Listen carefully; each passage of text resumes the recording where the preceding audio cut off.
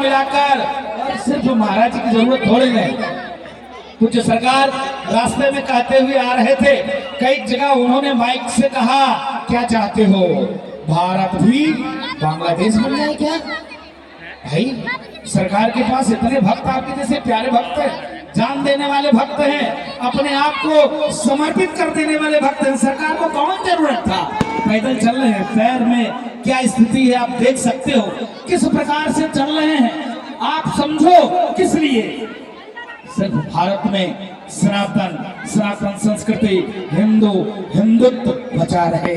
हमारी माँ बहन बेटियों के 32 टुकड़े, 72 टुकड़े, 35 टुकड़े कोई चादर और फादर के औलाद न कर सके। इसके नाते पूज्य सरकार रातों दिन एक करके हिंदू राष्ट्र की ओर बढ़ रहे हैं। क्योंकि घटना देख रहे हो आप, देखो धर्म के आधार पे पाकिस्तान हो गया, धर्म के आधार पर बांग्लादेश में रोज आए दिन मंदिर तोड़े जा रहे हैं, हिंदू माँ बहन बेटियों की इज्जत लूटे जा रहे हैं, रोज कत्लेआम हो रहा है। विश्व के समुदाय मौन है, कोई नहीं बोल रहा है।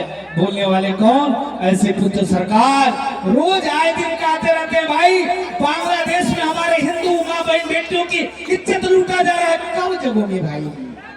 जब हिंदुस्तान से भागने जाओगे, कहाँ जाओगे? मैं पूछना चाहता हूँ आज इस मंच के माध्यम से उन सेकुलर लोगों से जो सेकुलर के चोगे पहनकर और भेड़िए वाले रूप अपनाते हैं। एक तरफ तो कहते हैं हम सेकुलर हैं, लेकिन सेकुलरिज्म का पैमाना गजब है। सनातन को गाली देंगे, संस्कृति को गाली देंगे, हिंदू को गाली देंगे, हिंदू को गाली देंगे, संतों को भगवा आतंकवादी कहेंगे। भगवा पहनने वाले एक शब्द नहीं बोल सकते। अगर भारत की बात कर दे, सनातन की बात कर दे, संस्कृति की बात कर दे तो कहते क्या है, तो भाजपा का एजेंट है क्या? अभी एक पत्रकार पूछ रहा था महाराज आपसे, मुझको बहुत तेज गुस्सा लगा। उसने कहा कोई कह रहा है आप मुख्यमंत्री बनना चाहते हैं, क्या बात करते हो? अरे हम तो प्रधानमंत्री बना देंगे, आप मुख्यमंत्री की बात करते हो? इतने लोग तैयार हैं, क्या बात करते हो? बनना भी होगा तो मुख्यमंत्री बनेंगे। अरे प्रधानमंत्री की कुर्सी खाली है, पूरा देश आपके साथ है, लेकिन राजनीति करनी नहीं है।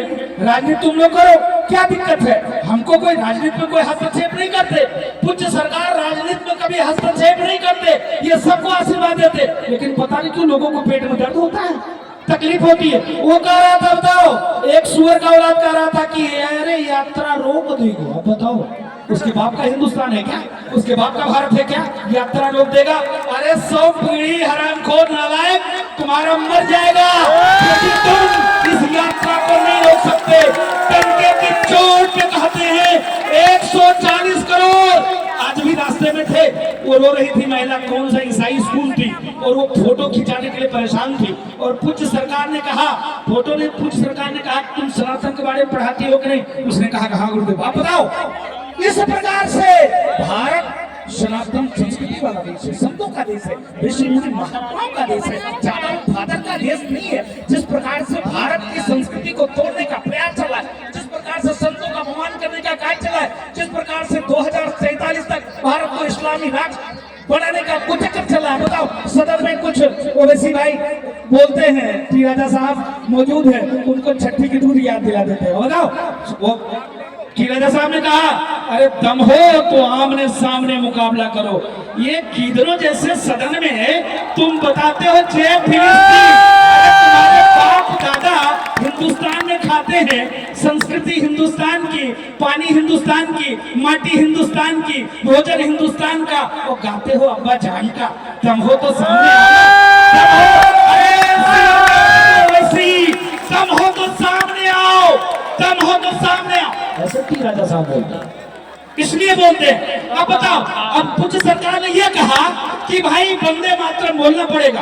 अगर भारत से प्यार है, जिसको अगर सनातन से प्यार है, संस्कृति से प्यार है, जिसको हिंदुस्तान में रहना है, चाहे मठ हो, मंदिर हो, गिरजाघर हो, गुरुद्वारा हो, तिरंगा फहरा है, वंदे मातरम बोले। अब भाई भारत माता की जय बोलने में तकलीफ हो रहा तो उसको हिंदुस्तान में रहने का कौन सा अधिकार है? पूछना चाहता हूँ, जो भारत माता की जय नहीं बोल सके, जो अपनी माँ को धन्यवाद नहीं कह सके, जो माँ पालती है, पोसती है और जीवन भर उसकी चिंता और चिंतन करती है, उसकी जय नहीं बोल सकते। और बोलते क्या है? सुअर की। ऐसे कैसे चलेगा? तो सरकार के मैं निवेदन करूंगा सभी राजनीतिक दलों से, ये कोई दल का कार्यक्रम नहीं है। अगर अपना भला चाहते हो, अपना हित चाहते हो, अगर चाहते हो राजनीतिक शिखर पर उस कुर्सी पर बैठे रहना, तो मैं डंके के चोट पे कहता हूं, अगर तुमको भारत में, हिंदुस्तान में राजनीति करना है तो भारत को हिंदू राष्ट्र घोषित करना पड़ेगा। हिंदू राष्ट्र घोषित करना पड़ेगा। कुछ सरकार निकल चुके हैं और पेट में लोगों को दर्द भी होने लगी है। अब तो राजनीतिक दल पता नहीं कैसे वो आगे भी नहीं चल पा रहे, पीछे भी नहीं चल पा रहे, क्योंकि आपके जैसे वीर सनातनी शेर जिस प्रकार से लगातार चल रहे हैं हिंदू राष्ट्र के लिए, और मैं सरकार से और सरकार का आदेश है कि सबको ओरछा तक चलना है, हिम्मत नहीं हारना है। आप हिम्मत हार दोगे तो समझो आने वाले आज औलाद आपको गाली देंगे, बताएंगे मेरे बाप दादा कितने बुजुर्ग थे। बताओ, चादर और फादर के चक्कर में पड़ के हिंदुस्तान को बेच दिया अपने घर। आप बताओ, भारत में जम्मू कश्मीर है और जम्मू कश्मीर में कश्मीरी हिंदू जिसके पास हजारों बीघे खेती थे, जो हम लोग सामान्य किसान के परिवार के बच्चे हैं, गेहूं जो बाजरा चना सरसों ये बोते हैं, और वो क्या बोते थे? बादाम, काजू, अखरोट और तो और सेब, उससे भी महंगा क्या 4 लाख रुपए किलो, क्या तो केसर की खेती। और उनके बच्चे कहां? लंदन में, विदेश में पढ़ते थे। आज कटोरा लेकर दिल्ली की झुग्गी झोपड़ी में भीख मांगते हैं।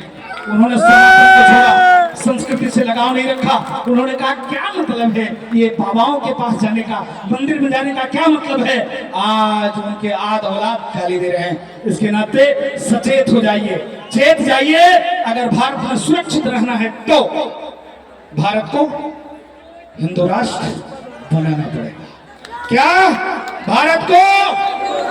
और सरकार ने कहा जाति पाति से हटकर जाति पे गर्व करो। ये नहीं कहते कि जाति पे गर्व न करो, गर्व करो, लेकिन अहंकार मत करो। ये बहुत छोटे हैं, ये बहुत बड़े हैं, ये ऊंचे हैं। आज आपने देखा होगा कुछ सरकार की इतनी खतरे के बावजूद भी, उनकी सुरक्षा इतने टाइट होने के बावजूद भी कुछ सरकार प्रयास करते थे। क्या?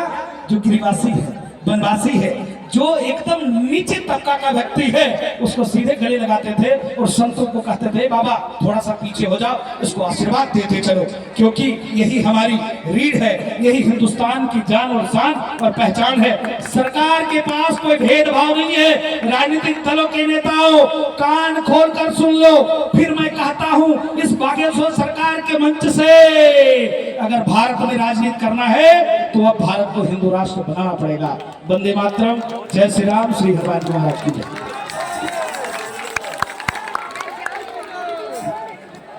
आप पूज्य राजूदास जी महाराज हनुमानगढ़ी अयोध्या से हम सभी के बीच, हम सभी को अपनी वाणी से कृतार्थ कर रहे थे, और उनकी वाणी जब भी हम सभी के